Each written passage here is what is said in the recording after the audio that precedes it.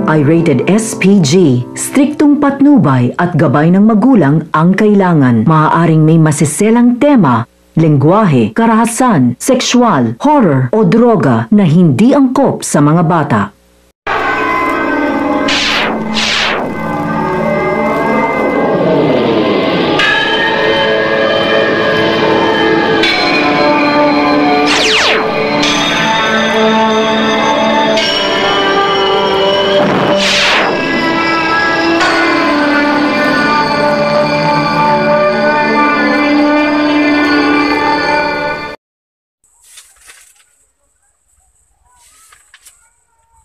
Tunay nakahanga-hanga ang mga akdang ito ni Rizal, subalit bakit sa dalawang nobelang ito, ang bawat paghihimagsit ng nahas ng mga Pilipino laban sa Kastila, ipawang hindi nagtatagumpay? Kuyang! Bakit kapatid? Sino Padre Anong Burgos, nangyari? Kuyang? Kuyang!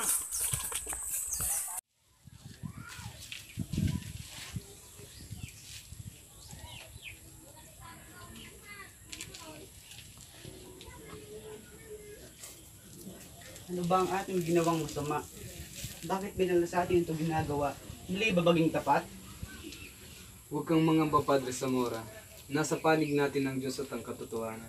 Ano man ang mangyari sa atin ngayon, marahil ito ay nasa plano ng ating Panginoon.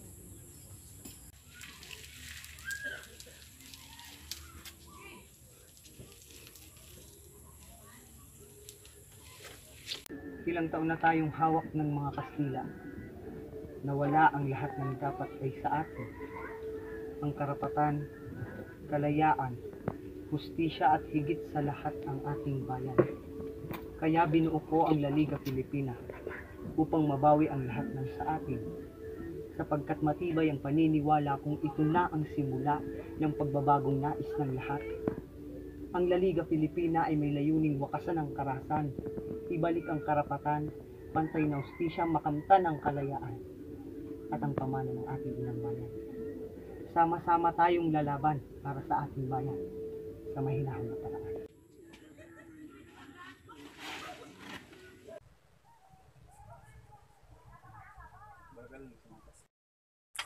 Ladislaw, anong nangyari?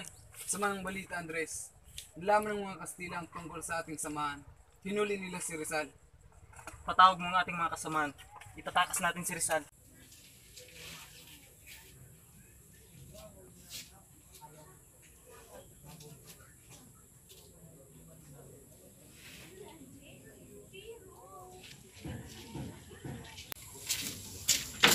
Toro si Rizal. Anong ginagawa mo rito, Andres? Toro si Rizal. Napag-alaman ko po kasing dinakip kayo ng mga Kastila. Kung kaya't naririto ako at ang aking mga kasamaan upang ilabas kayo dyan. Hindi maaari, Andres.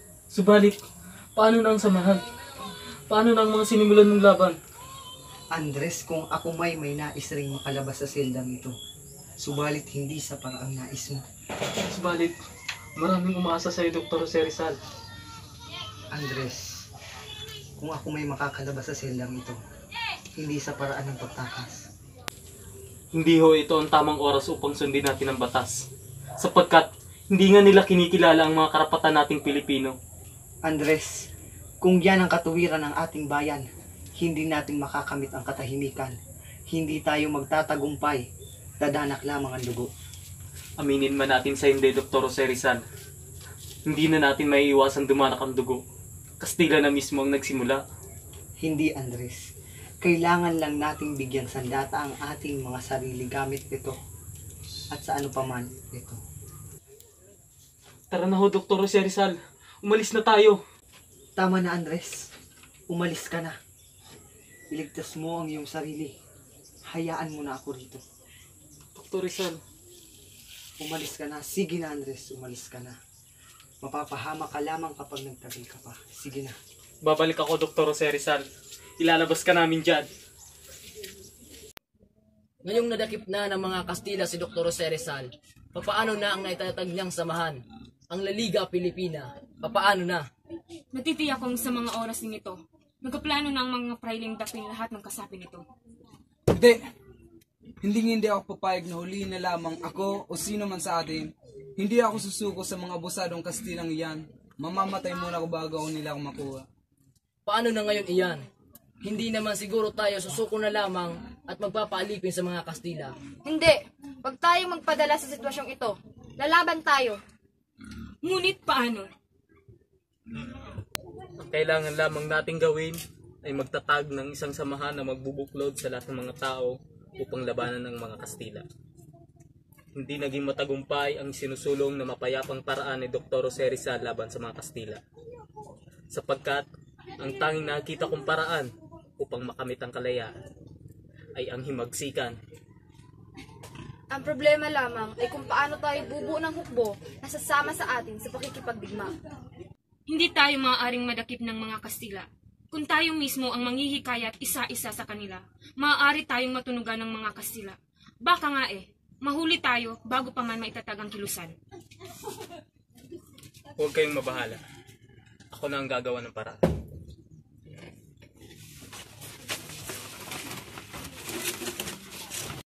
Tapos na rin lamang ang ating pag-uusap, magpapaalam na rin ako. Pinapatawag na kasi ako ng Deo Nicolas sa kanyang bahay. Kung ganoon, pumayo ka na, Teodoro. Kung nais mo rin lamang ako yung samahan nang makilala mo naman si Gregoria. Sige. Ikaw, Teodoro, ano itong nababalitaan ko na sumali ka raw sa isang grupo ng mga musod? Alam mo bang maaari kang mapahamak kapag nalaman iyan ng mga Kastila? Nako, ipagpahuman ninyo po ang mga balitang iyan. Subalit, walang katotohanan ang lahat ng iyan. Siguraduhin mo lamang na hindi ka kasali sa anumang kilusan, Teodoro. Manyayari baka kami rito ay mapahamak sa iyong ginagawa. Opo, Tio Nicolas, makakaasa ho kayo.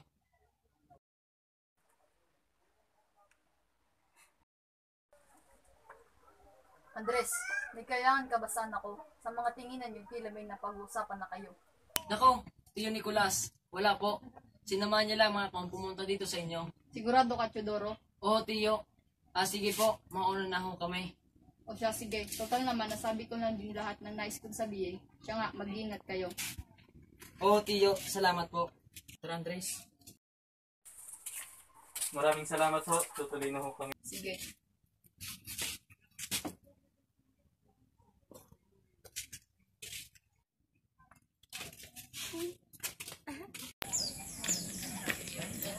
Ano't bumubungis-gis ka riyan, Teodoro? Wala naman, Andres. Hindi ko lang lubos na maisip na ganun ka pala mabigyan sa isang babae. Halos, nakaway mo na siya sa tingin. Umuwi na tayo at pag-usapan ng kilusan.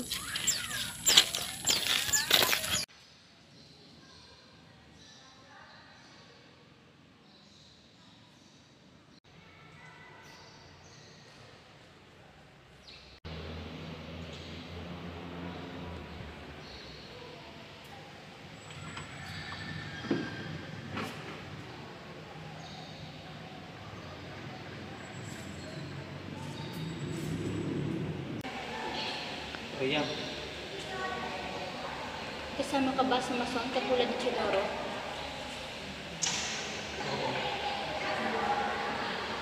Sa pagkakaalam ko hindi naniniwala sa Diyos ang mga taong kabilang doon. Bakit ka naririto? malito. Gawa-gawa lamang yun ang mga Kastila. Hindi yun totoo. Sapagkat ang mga katulad namin ay laging inuuna ang Diyos, higit sa ano pa man. At isa pa, dito lamang sa lugar na ito madalas kitang makasama.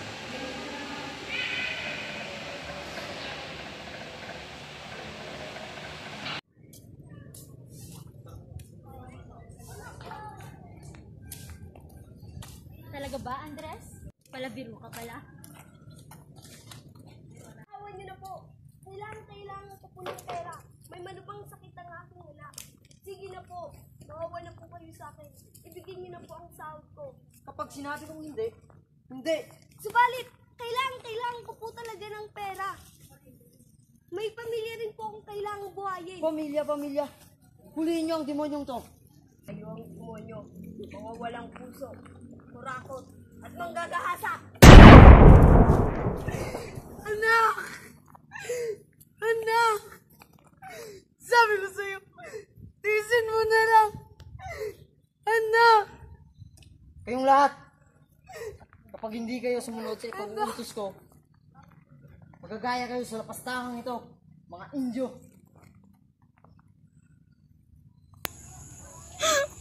Hindi ko lubos maisip kung bakit wala man lamang tayong ginawa upang mailigtas ang lalaki kanina. Bakit, Andres? Bakit wala man lamang tayong ginawa? Hindi yun ang tamang lugar, Oriang. Tamang lugar? Saan ang tamang lugar, Andres? Kung hindi doon, saan? At kailan? Unti-unti na nilang pinapatay ang ating mga kababayan, Andres. Para bang hayop, tapos wala man lamang tayong magawa. Oriang, makinig ka. Nagtatag kami ng kilusan na lalaban sa kaapihan ng mga Espanyol. Naghahanap kami ng maraming kasaping sasama sa pakikipaglaban. Pagkat nais ko rin ang kalayaan, Oriang. Nais ko rin ang tahimik na pamumuhay. Pangako, hindi na ito magtatagal. Sasama ako. Hindi. Hindi ako papayag. Bakit? Bakit, Andres? Dahil sa babae ako? Oo, babae ako, subalit kaya kong lumaban. Gusto kong lumaban. Naiintindihan mo ba yun, Andres? Gusto kong lumaban. Oriang, hindi ako makapapayag na ilagay mo sa panganib ang iyong buhay. Minsan na akong nawala ng minamahal. Wala akong nagawa. Ayoko na ulit mangyari yun, Oriang. Ayoko na ulit mawala ng minamahal. Hindi na ngayon. Sapagkat hindi ko na alam ang gagawin oras na may mangyaring masama sa taong mahal ko. Sa iyo, Oriang. Ilang tao nang nahikayat upang sumama sa atin? Mga 300 ho, Kuyang. 3 sa Maynila? Buong Pilipinas, Andres, natatakot sila sa maaaring mangyari, lalo na't wala pa tayong pinuno.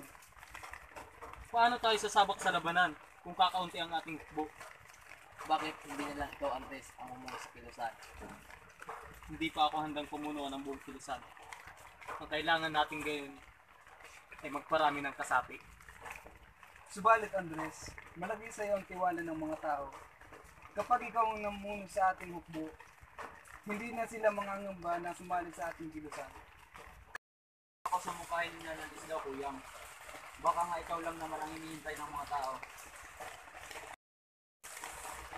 Umiyan talagang paraan upang mabuo ang kilusan. Sige, mahawakan ko ang posisyon. Sasabihan ba lahat ng lalawigan ukol sa plano? Judoro! Andres, oo, nasabihan ko ang lahat. Ang kaso nga lang ay natatakot silang sumama sa atin dahil sa wala pang pinuno. Magtapat ka nga sa akin, Judoro. Magugustuhan mo ba ang kapatid ko? Anong mangyari, Andres? Anong nangyari? May nangyari na sa inyo ng kapatid ko? Kuya, wala ho. Nagmamahalan po kami, Isidoro. Hindi ko naman sasaktan ng kapatid mo, Andres. Mamahalin ko siya katulad ng pagmamahal mo. Maaari ko bang hingin ang kamay ng kapatid mo?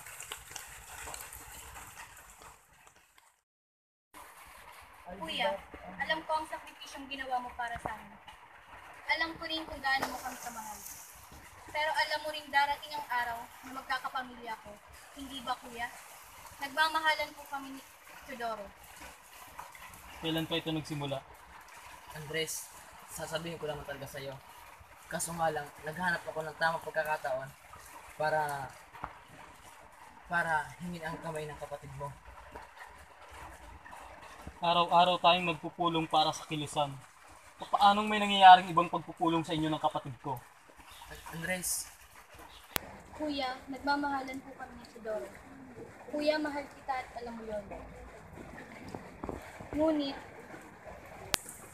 alam ko rin ginagawa mo ang lahat para sa kaligtasan ko. Pero kuya, minsan ko lamang maramdaman ang pag-ibig. Sana naman maintindihan mo.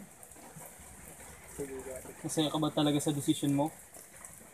Kung talagang masaya ka sa desisyon mo at nagmamahalan kayo, sige, hindi na ako tututol pa. Kuya, salamat kuya. Wag mo lang talaga paiiyakin ang kapatid ko. Kung hindi, may kalalagyan ka, Teodoro. Pangako Andres, iingatan at mamahalin ko ang kapatid mo. Siguraduhin mo lang, Teodoro. Oo. Hindi na ako makapaghintay pa na maging kasapi ng kilusan, Andres. Kasali ka lang sa kilusan bilang asawa ko, Oriang. Ngunit hindi ka maaaring sumama sa mga labanan. Hindi ko hahayaang may mangyari sa'yo. Ngunit para saan pa ang panunumpang ito kung hindi kita sasamahan sa laban? Kasama kita sa laban, Oriang. Ngunit hindi ko pahihintulutan ang kagustuhan mong makipaglaban. Ayokong may mangyaring masama sa'yo. Andres!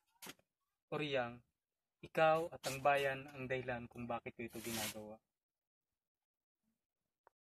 Ikaw, Gregoria de Jesus, ay sinangayong opisyal na lakambini.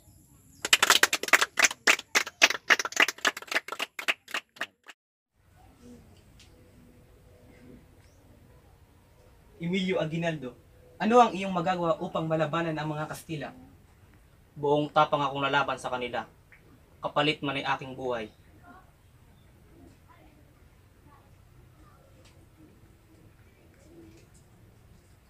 Ako, bilang supremo ay nagagalak sa iyong pasyanak na sumapi sa amin. Ano ang mayambag mo para sa kilusan? Ang Magdalo, Supremo. Hindi lingid sa aking kaalaman ang kalupitan ng mga Kastila. Kung kaya't nagdesisyon akong sumapi sa kintang binomino, Supremo. Inausap ko ang buong kasapi ng Magdalo at mangyaning ang pinsang kong si Baldomero. Madali ko silang nakumbinsi. Maraming salamat, Aguinaldo. Talagang buong puso akong nagagalak na ngayon ay kasapi ka na namin. Walang anuman, Supremo. Nais ko rin naman ang katahimikan at kalayaan para sa ating bayan. Narito na ang Supremo.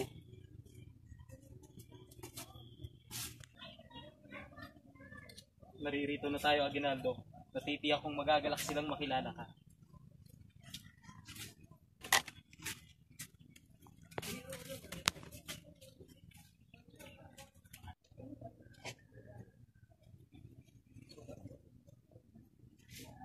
Mga kasama, mayroon akong ipapakilala sa inyo. Isa siyang Magdalo at ngayon ay kasama na natin sa paglaban sa mga Kastila. Ginoong Emilio Aguinaldo.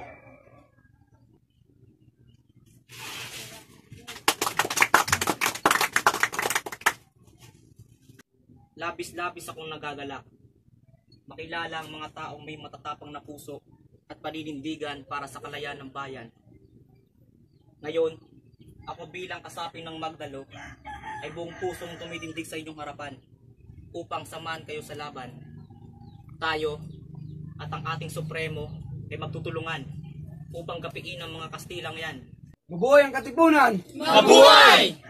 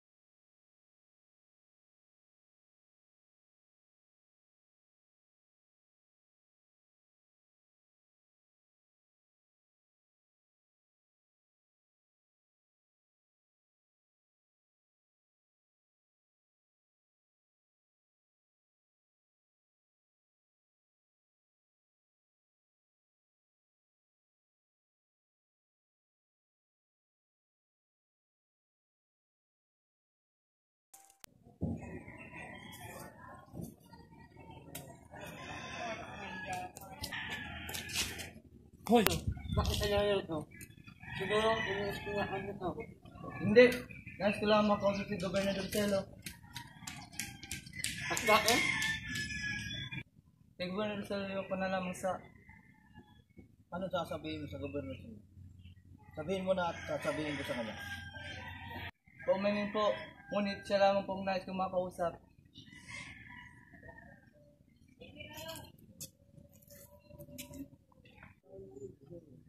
Gobernador Silvio. Endo, paklayan, tetikolya, el contacto, para handlar contigo. ¿Por qué? No lo dudas, Gobernador Silvio. Entra los indios.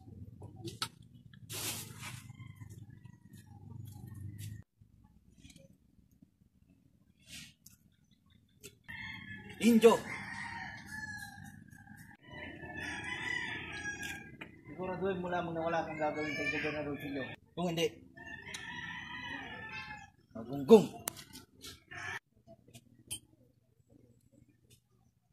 Umupo ka, Indio.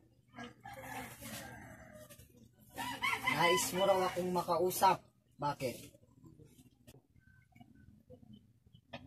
Narinig ko po kasi kanina ang ilan kong mga kasama na sa pamumuno ni Andres Bonifacio na mag-aklas po sila sa inyo. Gusto po nilang magtatag ng sarili po nilang gobyerno. Ganun ba? Hindi ba't kasama ka rin nila? Hindi po. Natatakot po ako sa aking sarili. Sin cerebro. Oh? Ang sabi ko, matalinong Indio. Umalis ka na. Salamat na lamang sa iyong informasyon.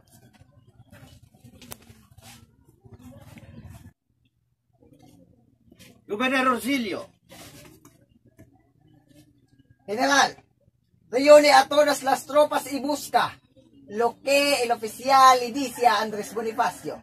Y matala a ella como a sus compañeras. Traidores y tercos. Obediente, Gobernador Silvio.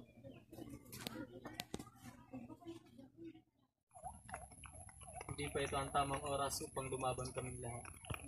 Subalit, palala na ng palala ang ginagawa ng mga Kastila. Hindi ko na kayang tiisin ang paghihirap ng mga kababayan ko tandang sa oras. Ayoko nang may mamatay sa kanila ng walang kalaban-laban.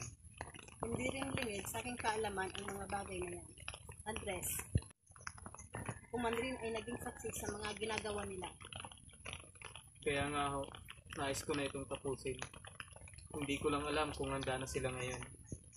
Andres, bilang ina ng katipunan, masasabi kong ikaw at ang mga katipunan ay matatag at matatapang. Alam kong makakaya natin ito. Magtiwala lamang tayo sa Diyos at sa sarili natin. Magtatagumpay ang lahat ng nais natin. Maraming salamat po, Tandang Sora. Walang anuman, Andres. Susuportahan ko ang labang ito. Andres, nandito na silang lahat.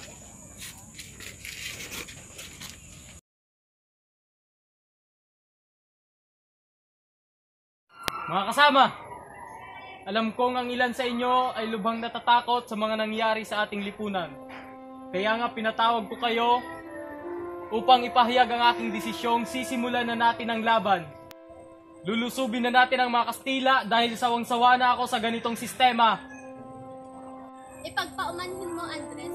Subalit, hindi ako sang-ayon sa iyong nais. Alam mo naman ang nangyari sa ating kamakailan, hindi ba? Ang pagtugi sa ating sabay nila, kaya nga nandito tayo sa Balintawak. Oo nga naman, Andres. Sa pangyayari pa malamang na iyon, na wala pa tayong ginagawa. Natalo na tayo. Paano pa ngayon nalulusog tayo nang hindi pa handa at kulang na ilaw? Yun na nga. Wala tayong nagawa sa araw na iyon kaya tayo natalo. At anong kulang? Sapat na ang lakas at pananalig natin upang talunin sila. Subalit ang mga sandata nila ay malalakas kaysa sa mga sandatang meron tayo. Mamamatay lamang tayo sa bagay na iyan. Tama! Tama! Kalayaan o kaalipinan? Kabuhayan o kamatayan? Mga kapatid, Halina't kalabanin natin ang mga baril at kanyon upang kamtin ang ating sariling kalayaan. Tayo ay matatapang dahil may hangarin tayo. At ito ay ang kalayaan. Ilabas natin ang ating mga sedula at maiging pagmasdan.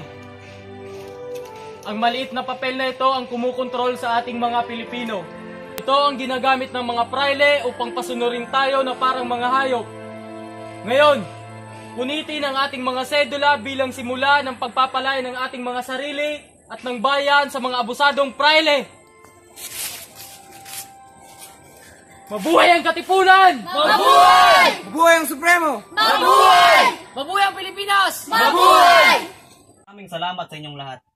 At iyon ay dahil na rin sa tulong ninyong lahat at ng Katipunan. Hindi, Aguinaldo. Di hamak na mas magaling ka kaysa kay Andres. Subalit, nang dahil din kay Andres, kung kahit nakilala ko ng lahat. Maaaring ganon. Subalit sa nababalitaan ko, unti-unti na raw humihina ang pwersa ni Andres. Palagi nang natatalo sa labanan sa Maynila ang kanyang mga tauhan. Kumpara naman sa iyo, Aguinaldo, wala siyang sinabi sa iyo. Anong ibig mong sabihin, Terona? Aguinaldo, alam mo kung anong ibig kong sabihin, hindi ba? Nahihiya ka lamang tanggapin dahil sa utang na loob na hindi mo naman dapat tinatanaw kay Andres. Kung gayon, anong balak nyo? Bago ka pa man dumating ay nag-usap-usap na kami. Nag-usap-usap para saan? Para magtayo ng panibagong revolutionary government.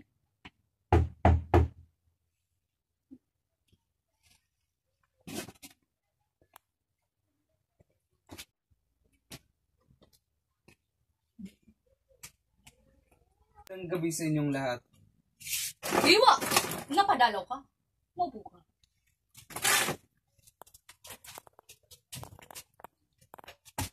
Nabalitaan ni Andres na dumating na daw si Aguinaldo.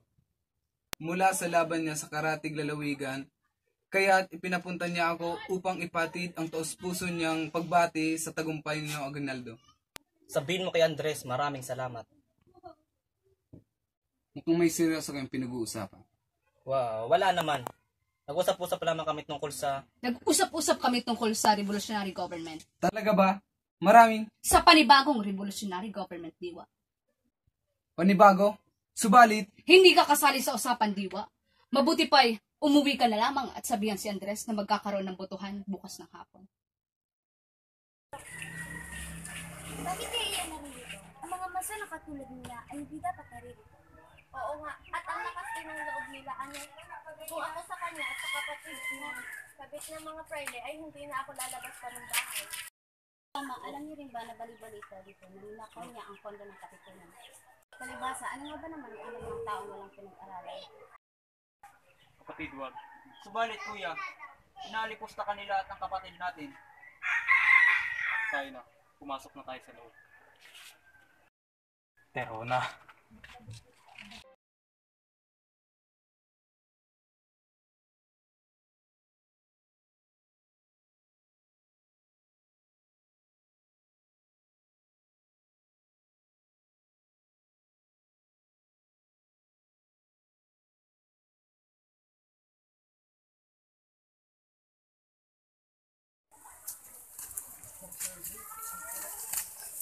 Kuya, ano nangyayari?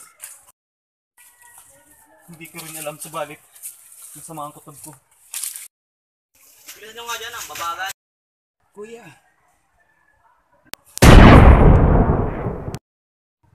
Procopio, kapatid ko! Mga hayop kayo!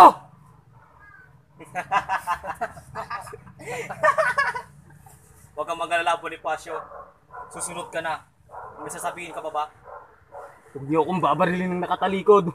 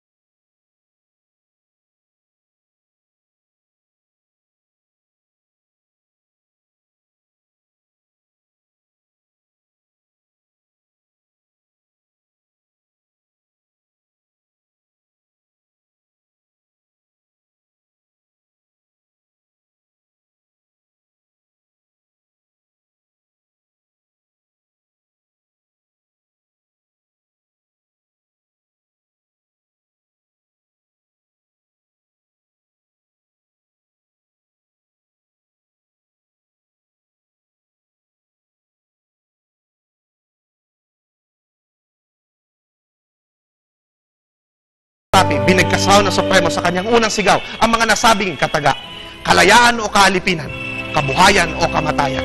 Mga kapatid, halina't ating kalabanin ang mga baril at kanyon upang kamtin ang sariling kalayaan. At nagsasabing talo lahat ang laban ni Bonifacio noong August 25, nakasagupa ng ang katipunan ng mga Guardia Civil na pinamunuan ni Teniente Rosa Banlat. Nagwagi ang katipunan sa labanang ito. Gayon din ang iba pang mga katipunero sa Caloocan at Malabon.